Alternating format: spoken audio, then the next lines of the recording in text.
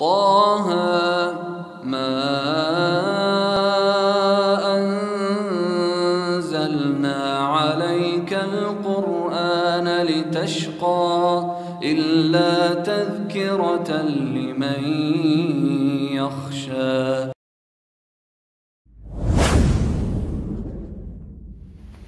Assalamualaikum warahmatullahi wabarakatuh. Alhamdulillah teman-teman semuanya, pada kesempatan kali ini kita bisa ketemu lagi dalam channel Materi Kesehatan Mudah atau yang kita kenal dengan nama apa? Makes Mudah. Betul sekali, Materi Kesehatan Mudah. Pada kesempatan kali ini teman-teman sekalian akan saya sampaikan sebuah tema dari pertanyaan kemarin atau beberapa hari yang lalu. Ada seorang yang komen di channel kita yaitu Makes Mudah tentang bagaimana cara mengobati kutu air atau cara merawat kutu air. Teman-teman sekalian, kutu air merupakan penyakit yang disebabkan oleh jamur. Jamur ini akan mudah sekali berkembang biak, mudah sekali bertempat di tempat-tempat yang tersembunyi, khususnya di sela-sela kaki yang lembab ya, karena sela kaki biasanya lembab, baik itu karena memakai sepatu, memakai kaos kaki, ataupun karena sering terkena air ya, baik itu air hujan. Mungkin bapak-bapak yang sering bepergian ya, pulang kerja, berangkat kerja, mereka sering kehujanan misalnya, kemudian sepatunya menjadi lembab, ini berisiko untuk terjadi kutu air. Demikian pula ibu-ibu yang sering mencuci dan kakinya sering terendam air, apalagi plus sabun sehingga mudah iritasi, maka kutu air juga akan sangat mudah bertengger atau bertempat di sela-sela kaki tersebut, sela-sela jari kaki. Oleh karena itu, kutu air akan menjadi penyakit yang sangat mengganggu bagi para ibu yang terkena penyakit tersebut, khususnya yang sering berendam di air, baik saat mencuci ataupun saat mungkin dia melakukan aktivitas lain yang ada di air, seringnya di air ya, atau kena air. Teman-teman sekalian, kutu air ini menyebabkan orang yang mengalaminya akan merasakan sangat tidak nyaman, akan gatal, akan nyeri ya, kemudian juga merasa panas kadang-kadang ya, disertai panas, dan tampak kulitnya itu juga tidak cantik lagi, tidak bersih lagi, akan tampak bercak-bercak putih di sela-sela jari kaki tersebut. Oleh karena itu, banyak teman-teman atau saudara-saudara kita yang ketika mengalami gangguan tersebut, mereka akan berupaya sekuat tenaga, semampunya untuk mengobatinya dengan cara-cara yang mereka sendiri mungkin belum begitu paham cara menghilangkannya dengan sebaik-baiknya. Oleh karena itu, kami dari Makes Mudah akan memberikan beberapa tips atau cara bagaimana menangani kutu air tersebut. Baiklah teman-teman sekalian, sebelum kita melanjutkan tentang cara perawatan atau pengobatan kutu air, maka perlu saya sampaikan terlebih dahulu bahwa kutu air penyebabnya adalah jamur dari kelompok Dermatophytus, yang bisa pula menyebabkan dari kelompok jamur ini diantaranya adalah penyakit kulit bernama tinea, yaitu gatal-gatal pada selangkangan, pada kepala, pada ketiak, dan juga pada jari-jari kaki atau tempat-tempat lain pada tubuh seorang manusia. Kemudian teman-teman sekalian, perlu saya sampaikan bahwa kutu air ini bisa menular, baik kontak langsung maupun tidak langsung. Kontak langsung misalnya jari kaki yang kena kutu air itu bersentuhan dengan jari pasangannya, suami kepada istrinya atau istri kepada suaminya, dan itu adalah kontak langsung. Ketika media yang dia tempati atau ketika kontak, kemudian orang yang kena kontak itu adalah sering lembab, sering jarang ganti kaos kaki, maka sangat berpotensi atau sangat besar kemungkinannya dia juga tertular. Dan kemudian selanjutnya teman-teman sekalian, dengan cara kontak tidak langsung, misalnya dengan gonta ganti kaos kaki dari orang yang kutu air, kena kutu air, dipinjam oleh orang yang tidak kena kutu air. Misalnya pada orang-orang yang anak-anak yang main sepak bola, gantian kaos kaki, gantian sepatu juga bisa, atau gantian sandal jepit, sandal apapun juga bisa. Bahkan di lantai misalnya orang baru saja duduk di situ, di satu tempat yang kena kutu air, tidak pakai sandal, tidak pakai alas kaki, kemudian ditempati oleh orang lain dan di situ nempel, maka itu juga bisa menjadi perantara.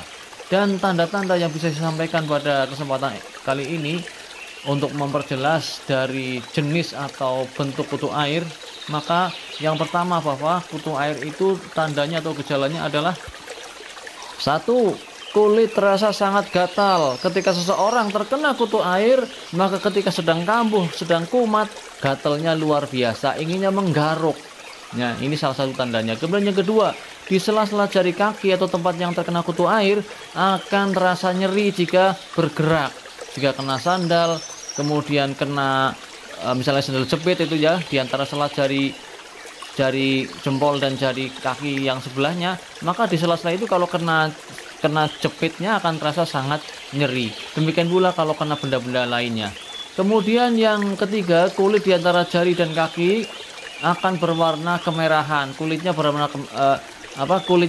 kemerahan di sekitar kutu air tersebut, tapi kulit yang terkena yang bagian itu akan mengelupas ya, dan rasanya itu panas. Kemudian juga terasa kering, kemudian kulit tersebut juga tampak pecah-pecah dan mengelupas. Nah teman-teman sekalian, sekarang kita melanjutkan ke cara perawatannya atau pengobatannya seperti apa. Mari kita simak. Cara yang pertama teman-teman sekalian, untuk menangani kutu air, maka yang pertama adalah tipsnya adalah usahakan kondisi sela-sela jari kaki dalam kondisi kering. Jadi selalu dalam kondisi kering, tidak selalu lembab, tidak selalu kena air, atau ketika kena air pun diusahakan untuk segera dikeringkan ya.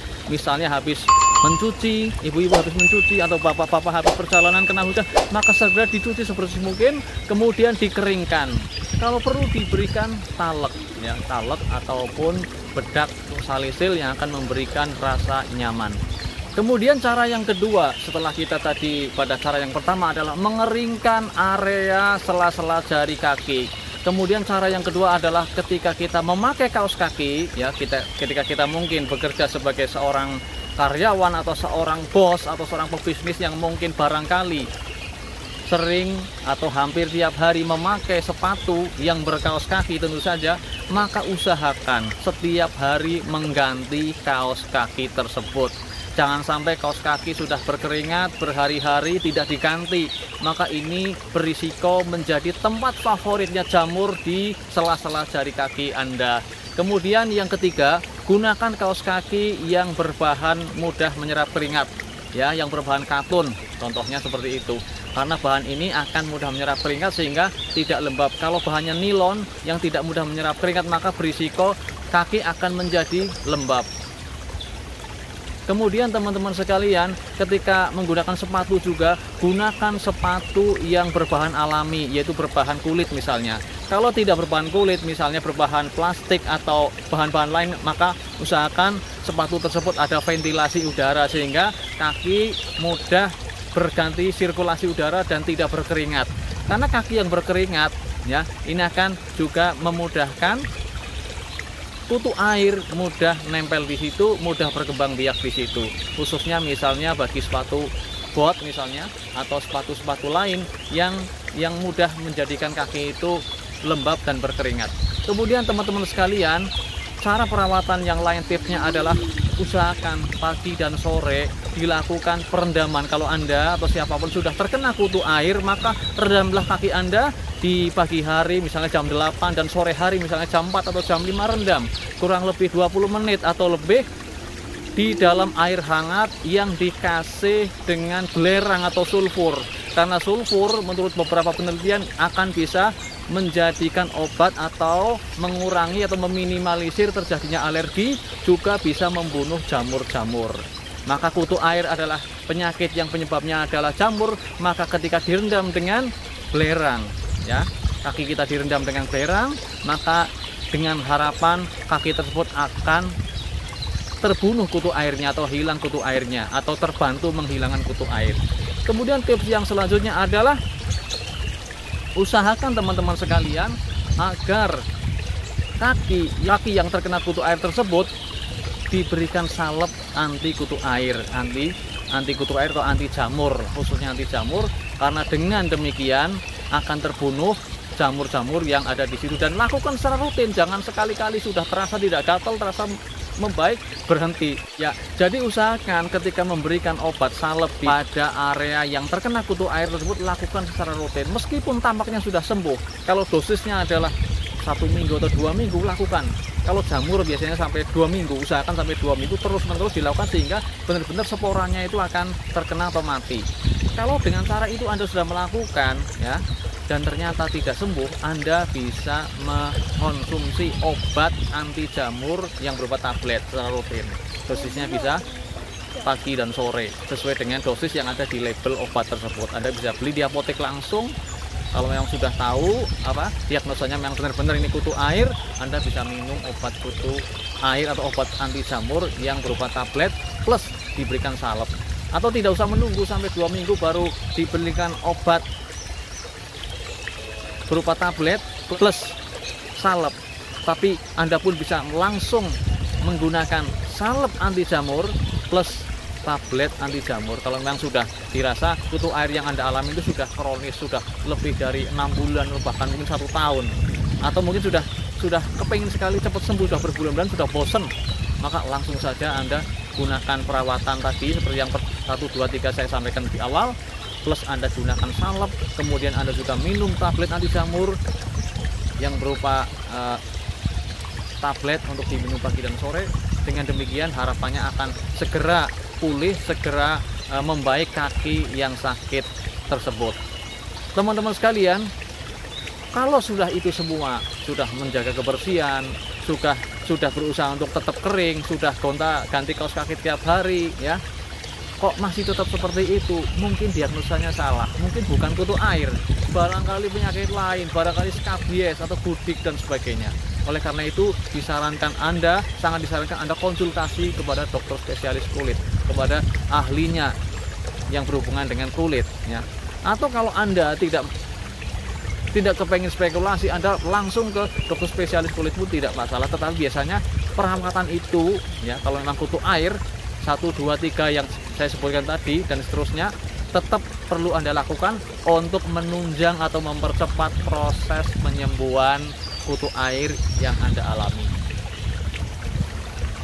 Demikianlah apa yang bisa saya sampaikan pada kesempatan kali ini. Mudah-mudahan bermanfaat bagi para pemirsa sekalian tentang bagaimana cara mengatasi atau merawat penyakit kutu air yang Anda alami atau keluarga Anda alami atau siapapun.